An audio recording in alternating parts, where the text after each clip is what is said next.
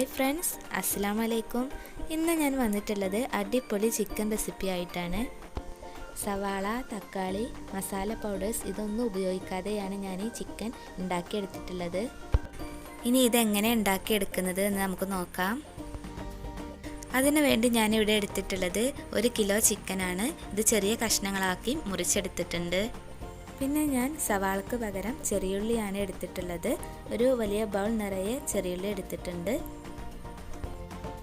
ഇനി ഇതൊക്കെ ഒന്ന് ചതച്ചെടുക്കണം. അരിയേണ്ട ആവശ്യമില്ല, ഉരലിലിട്ട് ഒന്ന് ചതച്ചെടുത്താൽ മതി.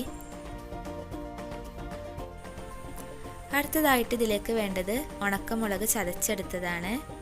നല്ലോണം പൗഡർ ആക്കേണ്ട ആവശ്യമൊന്നുമില്ല, മിക്സിയിലിട്ട് ഒന്ന് കറക്കിയെടുത്താൽ മതി. പിന്നെ വേണ്ടത് പെരുംജീരകമാണ്. ഇതൊരു 2 ടീസ്പൂൺ ഞാൻ എടുത്തിട്ടുണ്ട്. പിന്നെ വേണ്ടത് ജിഞ്ചർ ഗാർലിക് പേസ്റ്റ്, 4 തണ്ട് കറിവേപ്പില, പിന്നെ ഒരു ചെറിയൊരു പുളിക്ക് വേണ്ടിയിട്ട് 1 ടീസ്പൂൺ ചെറുനാരങ്ങ നീര്. ഇതെങ്ങനെ ഉണ്ടാക്കിയെടുക്കുന്നത് നോക്കാം. ഞാനിവിടെ മൺചട്ടിയാണ് എടുത്തിട്ടുള്ളത്. അതിലോട്ട് ആവശ്യത്തിന് വെളിച്ചെണ്ണ ഒഴിച്ച് കൊടുക്കുക. വെളിച്ചെണ്ണ ഒന്ന് ചൂടായതിനു ശേഷം അതിലോട്ട് നമ്മൾ എടുത്തു വെച്ചിട്ടുള്ള പെരുംജീരകം ചേർത്ത് കൊടുക്കണം. പിന്നെ ഇതിലോട്ട് നമ്മൾ ചതച്ച് വെച്ചിട്ടുള്ള ജിഞ്ചർ ഗാർലിക് പേസ്റ്റ് ചേർത്ത് കൊടുക്കണം.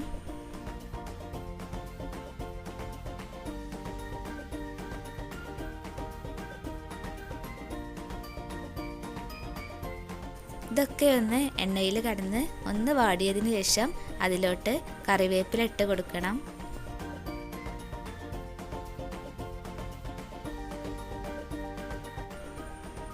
ഇപ്പോൾ പെരുംജീരകവും ജിഞ്ചർ ഗാർലിക്കും നല്ലോണം മൂത്ത് വന്നിട്ടുണ്ട്.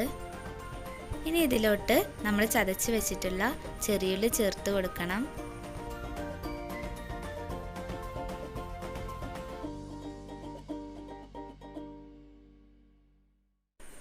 ഈ ചെറിയുള്ളി നന്നായിട്ട് എണ്ണയിൽ കടന്നിട്ട് നല്ലോണം മൂപ്പിച്ചെടുക്കണം.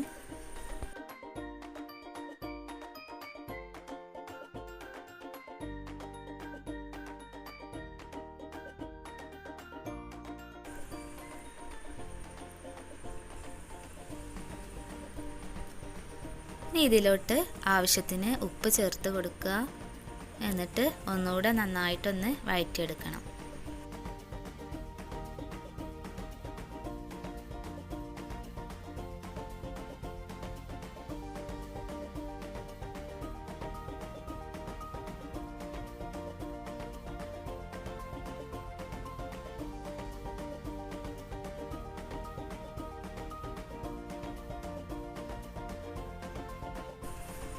ഇപ്പോൾ ചെറിയുള്ളിയൊക്കെ നന്നായിട്ട് വഴന്ന് വന്നിട്ടുണ്ട്. ഇനി ഇതിലേക്ക് നമ്മൾ ചതച്ച് വെച്ചിട്ടുള്ള മുളക് ചേർത്ത് കൊടുക്കാം.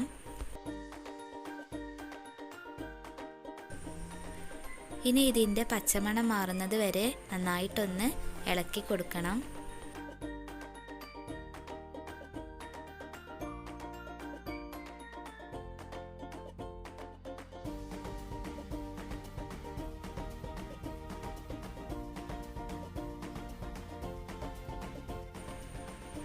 ഇപ്പോൾ ചതച്ച മുളകും ചെറിയുള്ളിയും ഒക്കെ നന്നായിട്ട് മിക്സായിട്ട് വന്നിട്ടുണ്ട്. അതിൻ്റെ പച്ചമണമൊക്കെ മാറി കിട്ടിയിട്ടുണ്ട്. ഇനി ഇതിലോട്ട് നമ്മൾ എടുത്തു വെച്ചിട്ടുള്ള ചിക്കൻ ചേർത്ത് കൊടുക്കണം.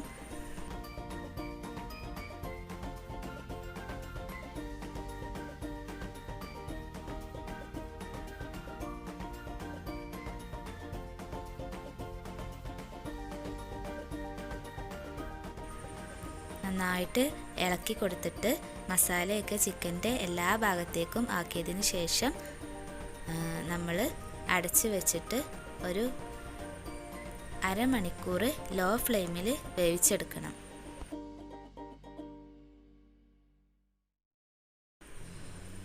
ഇപ്പോൾ ചിക്കനൊക്കെ നന്നായിട്ട് വെന്ത് കിട്ടിയിട്ടുണ്ട്. ഇനി അവസാനമായിട്ട് അതിലോട്ട് ചെറുനാരങ്ങ നീര് ചേർത്ത് കൊടുക്കുക. എന്നിട്ട് ഒന്നുകൂടെ ഒന്ന് മിക്സ് ചെയ്ത് കൊടുക്കുക.